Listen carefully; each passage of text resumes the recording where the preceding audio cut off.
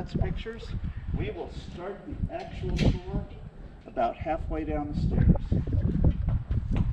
Go ahead. Lead Just the so way. you know, 8 stories up, we'll be in the back.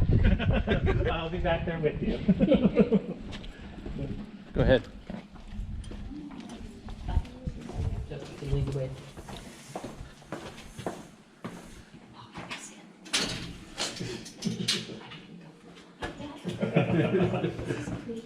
All right, we Callie,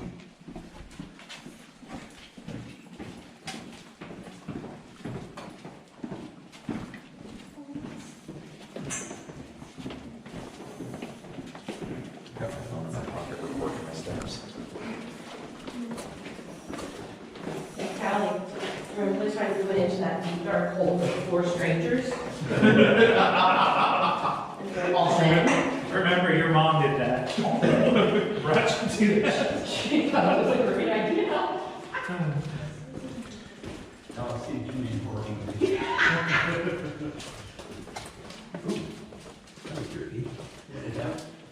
All right, so let's look at a couple of bats here. There's some bats right in here. Bats. Yeah. Those have moved. So there's like 4 of them up in this little notch right here. There's another one right there. There's another one right there. And I'm guessing we can't love and welcome Kevin, right? No, they don't like it. They'll try to dark. Okay.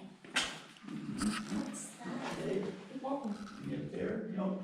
All right, so we're looking straight up at the original entrance to the cave. This was discovered. Initially told people what they had found, got in big trouble, and then people started coming out here and exploring the cave with ropes and ladders. Then in 1938, a photographer came out here. He took some nice pictures of the cave, showed them to his friends in San Antonio. One of the people that he showed was a man named Jimmy Horn. Jimmy Horn came out here, fell in love with the place, ended up buying this piece of land, and that's when they built the house and the stairway, put in the lights and the trails, and they opened it to the public in 1939. And then in 1940, they had a contest to name the cave, and the winner was a little boy who said it was too beautiful for a name, so that's how it got its funny name. That's most of the history. Any questions? No. All right.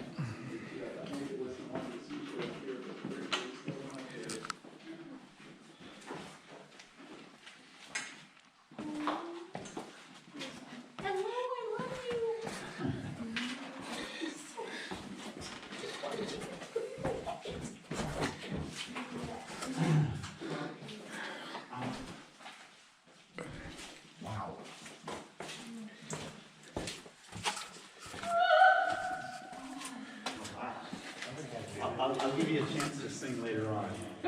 Since you got the opera voice. All right, so over here is where those kids came out through that little crawlway, and everybody else before they blasted this open. And this is what they found. Of course, when they got in here, there were no lights, and there was no nice gravel floor. It was completely dark, and the floor was all mud. They had one working flashlight between the 3 of them and a lantern. They went both directions, and they found everything we're going to see on this tour. So how this cave formed is part of the Guadalupe River. It gets loose underground in this area and has carved out these big stream passages. The water used to flow from that direction out that way. Eventually, all the passages back that direction silted up or filled up with mud. And for a while, the cave filled up with water and was an underground lake. After a while, the water found its way out through other areas. So what is this? This right here? The way it cones up. Oh, why is it that shape? Yes. How you get these big rounded shapes like this is water will just pour down in one spot for a long time. So it's dissolving and depositing at the same time and makes these nice rounded shapes. The weird thing about this one is even during the biggest floods, water doesn't even drip on it anymore. So whatever pathway the water used to take, it's clogged itself up.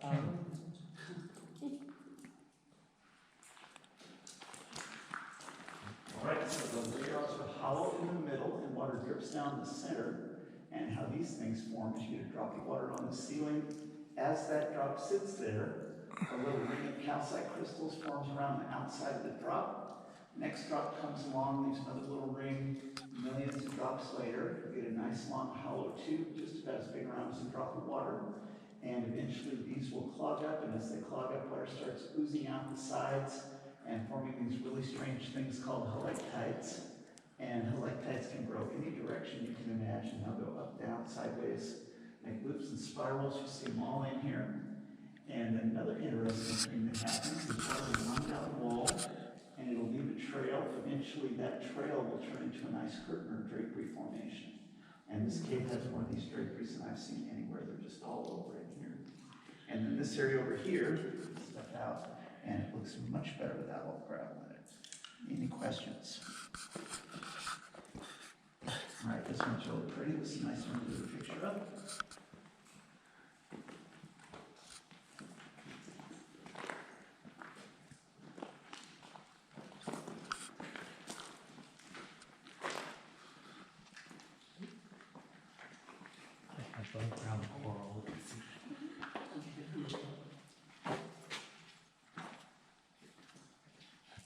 Right, so and you can see some of those helictites growing out sideways here, and some more up in here, and some fish fins, and a whale's tail, all kinds of wild stuff.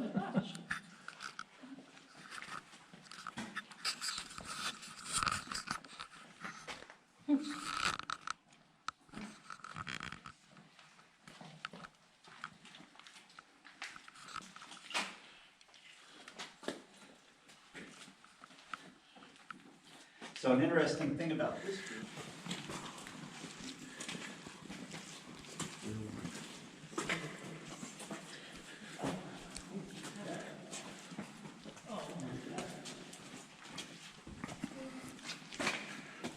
Oh my gosh.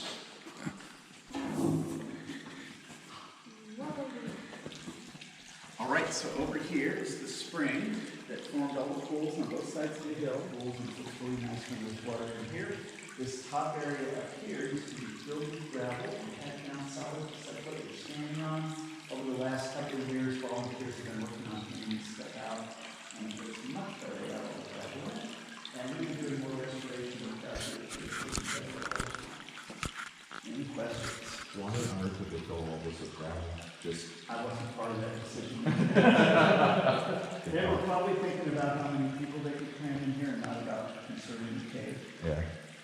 It's the 30s. So you turn that on, is that the actual spring water itself, or?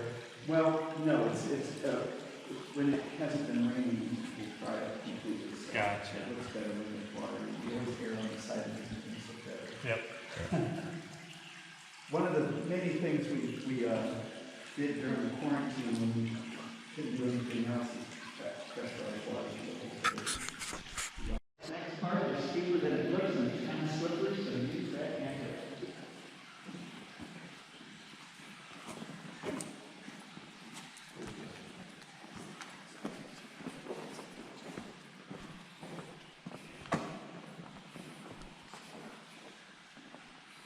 I have a tower.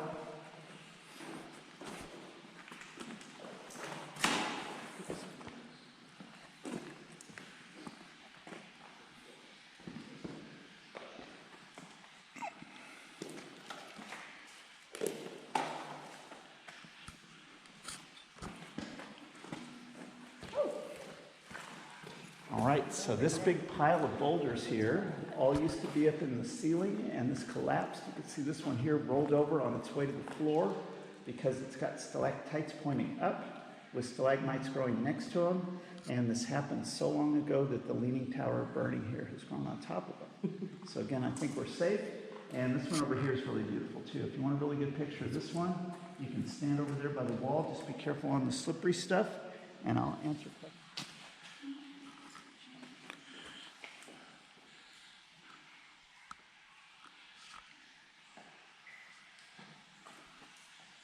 What you call the drapery is so cool. That's the maintenance room back there? It's kind of fun, yeah. Here, you can see the leaning tower hanging over you and another really nice formation with some nice draperies hanging off of it. Then if you look all the way up here, you can see one of the highest ceilings in the cave that's 65 or 70 feet. And not too long ago, a friend of ours ran ground penetrating radar over the top of this and found out that at the very top, it's only about 6 feet from the surface. So that's kind of exciting. And then over here on the left is the Texas-sized cave bacon. That's a beautiful thing. And then over here on the right is another really nice translucent drapery, see how the light shines through it? And some more.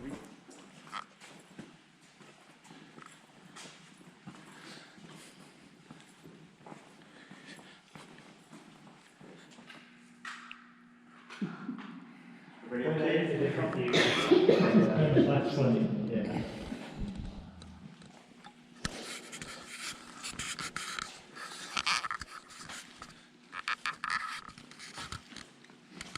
Yeah, some of these LED plugins are like that one over there is much more on the bluish end of the spectrum than like this one is much more on the yellowish end of the spectrum.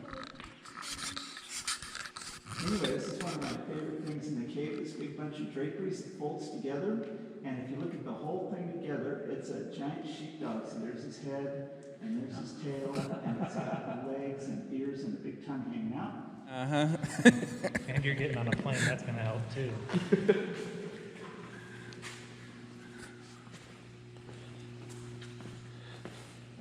Is that the Bat Cave? Oh no, that's just part of this cave. All right, so this is where the commercial part of the cave ends and the wild part of the cave begins. Beyond here, there's no more light, and you got to get in that creek to go either direction. You've seen about 1/8 of what we know of this cave. The rest of it's in water or underwater, or you got to go through water to get to it. Downstream this direction, the creek comes out in our next door neighbor's yard from a different cave. Between here and there, the ceiling hits the water, and you'd have to go underwater to go between the two caves, so it's all sealed off that direction. And upstream this direction, the cave's been explored and mapped for well over 2 miles beyond here. This is the 7th longest cave in Texas, 5.7 kilometers, which is like 3.5 miles, and there's probably still a lot more to find in here. Really? And to give you an idea of how high the water gets,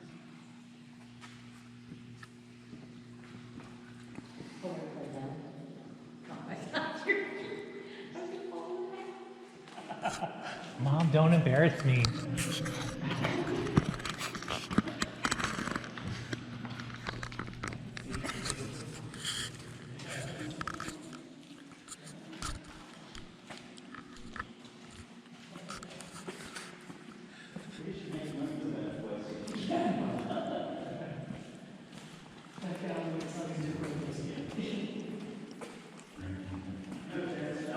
and cedars, and they don't add much color, so the older stuff is browner and the newer stuff is whiter.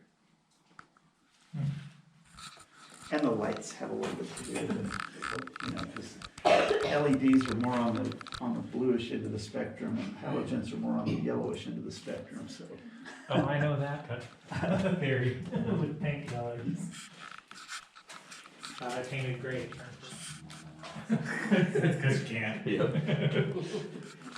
It's just like that, like at Graceland.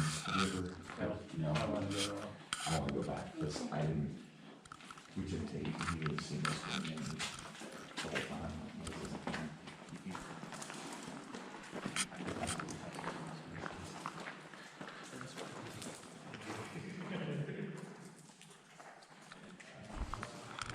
That's just deceiving when you come down here.